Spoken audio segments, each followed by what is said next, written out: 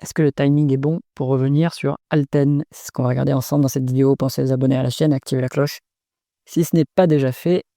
Donc, on va se pencher sur Alten, le spécialiste de la R&D externalisée, également une ESN. On va dire que c'est quand même une grosse mid-cap maintenant, hein, 2,7 milliards. Le cours de l'action, il a atteint un plus haut en mai 2023 à 153 €. Ça a bien divisé, hein, division par 2 depuis. On commence à peut-être un petit peu à rebondir depuis avril 2025. Ça, c'est encourageant. On a eu la publication du chiffre d'affaires qui a eu lieu hier. Donc, on voit qu'en organique, on a moins 5,6%. Ça, c'est pas très encourageant. En publié, on est à 1,1%, ce qui est pas mal. Et la France est en train de repartir. Ça, c'est surprenant, mais tant mieux. Donc, bon, bah, c'est plutôt encourageant. Ici, on est sur une variation au premier semestre 2025. Donc, on va regarder ce que ça veut dire en termes de chiffre d'affaires. Donc, on est en décroissance, hein. On est en décroissance sur le premier semestre 2025. Mais bon, c'est pas voilà, c'est une petite décroissance. Alors en organique, c'est quand même beaucoup plus grave, hein, c'est moins 5,6%, ça fait un peu plus mal. Bon, ce qu'on voit, c'est que la médiane est à 13%, mais que depuis 2022, juin 2022, on est en nette décélération sur le secteur. C'est pas propre à Alten, hein. Il faut pas, je pense pas qu'il faille considérer qu'Alten perde des parts de marché. C'est propre au secteur des ESN. C'est propre au secteur des commercial services, c'est-à-dire les entreprises qui travaillent en mode B2B. Donc ça, en fait, ça impacte par exemple du Accenture, mais ça va aussi impacter du Téléperformance, ça va impacter du Ipsos, voilà. C'est toutes les entreprises qui travaillent avec d'autres entreprises. Pour l'instant, les grandes entreprises, les grands donneurs d'ordre, ils sont un peu frileux parce qu'ils attendent la reprise du cycle économique. Je pense que la reprise du cycle économique est devant nous. Je peux me tromper évidemment, mais les indicateurs avancés qui sont les enquêtes des directeurs d'achat, les PMI, eux, ils sont bien orientés, hormis en France. Mais la France, c'est un cas particulier. Bon, et Alten est bien diversifié, quand même un peu diversifié. On est sur voilà, une boîte qui fait des acquisitions, 3,7 milliards d'acquisitions en 10 ans. On est valorisé 2,7 milliards. Donc, on a détruit de la valeur. Et ouais, c'est ce que ça veut dire, hein. On a payé 3,7 milliards et derrière, on n'a pas 3,7 milliards de fonds propres. Donc, quelque part, les acquisitions n'ont pas délivré la valeur qui était escomptée, les synergies n'ont pas été au rendez-vous ou on a payé trop cher. Donc ça passe après en dépréciation des écarts d'acquisition, malheureusement. Donc pour l'instant, on n'est pas encore sorti de l'auberge, hein, sur la décroissance, mais bon, je pense que ça va s'améliorer par la suite et que justement, on peut profiter de ce bas de cycle, si on est intéressé évidemment, pour s'intéresser à Alten. On va voir ça au niveau de la valorisation. En attendant, on regarde les taux de marge. Bon, ce qu'on voit, c'est que les taux de marge, ils sont en dégradation, malheureusement. Bah, ça, c'est un peu l'effet ciseau négatif, hein. Vous avez une décroissance du chiffre d'affaires, vos coûts fixes, bah, ils sont fixes, donc vous pouvez moins, il faut le distribuer sur moins de, de produits unitaires, si on peut dire. Maintenant, les produits unitaires, ça n'a pas de sens, hein, pour Alten, c'est du service. On vend des prestations, on vend des consultants. Donc, bon, ce qui subissent, en fait, c'est la hausse c'est l'inflation, hein, tout simplement, l'inflation salariale, qui sont obligés de répercuter, qui n'arrivent pas à répercuter complètement dans leur prix. Donc, bah, ça impacte le taux de marge brut. Il n'y a pas de gain d'efficience opérationnelle pour compenser. Donc le taux de marge d'EBITDA, il suit le taux de marge brut, malheureusement. Et le taux de marge net, lui, est quasiment au plus bas depuis 10 ans, même au plus bas depuis 20 ans, j'imagine. Ouais, on est quasiment au niveau des taux de marge de 2011, 2010-2011. Donc c'est pas glorieux, hein.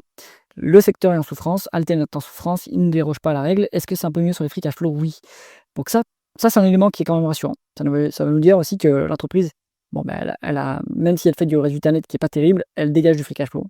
Ouais, donc ça, c'est ce qui se passe quand on est dans une entreprise qui est rentable, mais qui n'a pas d'opportunité d'investissement, parce que le marché est en ralentissement complet.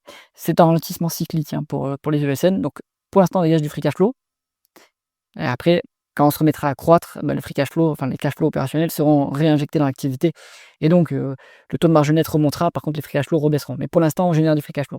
Donc moi, ce que je vois ici, c'est quand même plutôt rassurant, hein. Une entreprise qui arrive à remonter ses free cash flows malgré un bas de cycle, bon, ben ça, c'est le signe d'une bonne gestion. Donc, ouais, taux de marge quand même tout à fait convenable sur Alten. La conversion des bénéfices nets en free cash flow, donc on voit sur 10 ans, on a plus de bénéfices nets que de free cash flow, donc on a injecté quand même on a fait de la dépense en capital. Mais si on zoome, voilà, ça s'inverse. Si on zoome encore plus, bon, alors là sur 3 ans par contre, on a un décalage.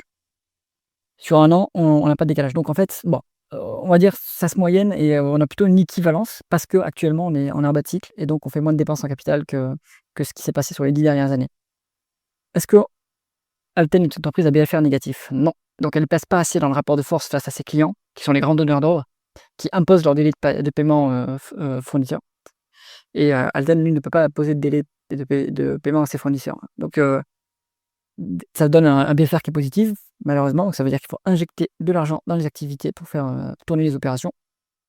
Au niveau de la variation du BFR, est-ce que ça s'améliore? Non, ça se dégrade malheureusement, 1,5 milliard. Donc ce BFR, il va continuer à monter et ça, ça va demander de plus en plus de cash pour faire tourner les opérations, malheureusement. Au niveau des dépenses en capital, des dépréciations, amortissements et des other non-cash items, maintenant on fait plus de dépréciations, amortissements que, de dépenses en capital. Donc là, depuis, 2019, ils ont arrêté d'investir dans l'appareil productif. En fait, j'ai du mal à voir ce que ça peut être des dépenses en capital pour une ESN puisque en fait, on fait travailler des humains. Après peut-être qu'ils font du logiciel, ils doivent avoir du logiciel et donc ils doivent peut-être investir un peu dans la R&D, mais j'en doute. Donc bon, on est plutôt sur l'entreprise qui fait plus de dépenses en capital, qui investit plus dans l'appareil productif en tout cas. On a moins de 100 millions en other non-cash items, donc ça, ce sont des dépenses cash. Bon, là, ça vous donne en fait, les free cash flow sont largement impactés par la variation du BFR. En fait, malgré les dépréciations amortissements qui sont supérieurs au CAPEX, vous avez 1,2 milliard ici. Vous retranchez 200 millions, ça vous fait 1 milliard. Et là, vous rajoutez les 1,4 milliard. Enfin, vous retranchez 1,4 milliard. Donc, vous êtes à peu près sur l'explication de pourquoi est-ce que les free cash flow sont en retrait par rapport au bénéfice net. Bon, c'est pas énorme, hein. Donc, je pense qu'on peut utiliser, en fonction de s'il y a de la dette ou pas, on utilisera la valeur d'entreprise sur EBITDA ou enfin, on utilisera la valeur d'entreprise. Après, on pourra utiliser les free cash flow ou les bénéfices nets de manière assez équivalente puisqu'ils sont assez proches. Bon, moi, j'utilise toujours la valeur d'entreprise sur EBITDA, ce qui me semble le plus intéressant pour pouvoir comparer plein d'entreprises entre elles, beaucoup d'entreprises entre elles, puisque en fait, l'EBITDA, c'est avant les dépréciations amortissements et les dépréciations amortissements, c'est très spécifique à l'industrie que l'on étudie. Alors, on va regarder le rendement des capitaux investis maintenant.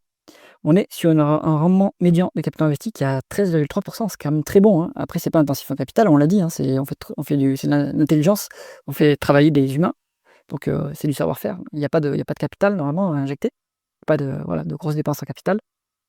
Bon, la rentabilité baisse un peu, 10,1%, mais ça reste très honorable, hein. 10% alors que vous êtes en décroissance organique, c'est quand même bien, hein. Ça veut dire que là, vous dégagez du cash flow et qu'après vous pouvez utiliser ce cash flow pour vous désendetter, si vous êtes endetté, faire des acquisitions et actuellement, c'est intéressant pour Alten de faire des acquisitions puisque tout le secteur est faiblement valorisé et après si vous n'avez pas d'autres opportunités d'investissement, vous pouvez rendre du cash aux actionnaires. Ça, c'est plutôt bien.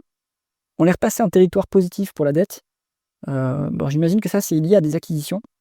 De toute façon, il y a régulièrement des acquisitions et cette dette, elle vient en fait, des acquisitions qui sont effectuées.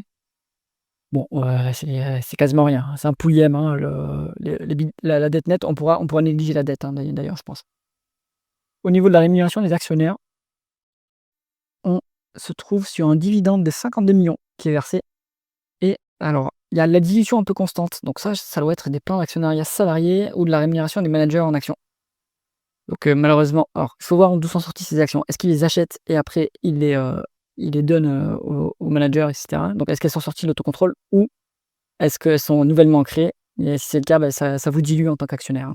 Donc si on prend en compte ça comme de la dilution, on voit qu'on est sur un rendement d'actionnaire qui est à peu près à 2, ce qui est quand même, pas si mal pour une société qui reste une société de croissance, même si, elle est cyclique et là, elle est en mode cycle. Donc, le dividende, c'est 52 millions, 400 millions de free cash flow, aucun problème sur le versement de ce dividende. Ils peuvent même monter la rémunération. Ils pourraient doubler, hein, le rendement du dividende sans trop de problème, hein. Donc je pense que ça va augmenter régulièrement. Au niveau de la valorisation, on se met sur la valeur d'entreprise sur EBITDA. Là, vous êtes toujours quasiment, allez, on est pas au plus bas absolu, mais vous êtes à 10 de plus bas absolu en valorisation. Pour moi, il y a à peu près, si le cycle repart, il y a à peu près, un doublement possible sur Alten. Si on revient sur la médiane de valeur d'entreprise sur EBITDA, il n'y a pas de raison que le cycle ne reparte pas. Les besoins en digitalisation, ils sont toujours là. En plus, il y a l'IA, donc évidemment que les ESN sont bien placés pour exploiter l'IA, puisqu'elles vont pouvoir le mettre en place chez leurs clients. Donc il n'y a pas de raison qu'on ne revienne pas à la médiane de VE sur EBITDA. Voilà. Si on va être conservateur, on peut dire qu'on reviendra peut-être à un multiple de 10.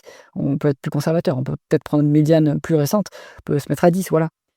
Vous avez quand même, là, vous avez quand même du potentiel, hein. Vous avez 50, on va dire. Je pense qu'il y a 50 de potentiel, si tout se passe comme prévu et évidemment, c'est pas un conseil d'investissement. Faites vos propres recherches de votre côté. Voilà, prenez ce que je dis, avec des pincettes, faites votre propre opinion. Moi, je pense que sur Alten, il y a pas de raison qu'on ne reparte pas. On a une très bonne marge de sécurité au cours actuel. J'espère que cette vidéo vous a intéressé. Si c'est le cas, mettez un pouce vers le haut et pensez à vous abonner à la chaîne. À bientôt.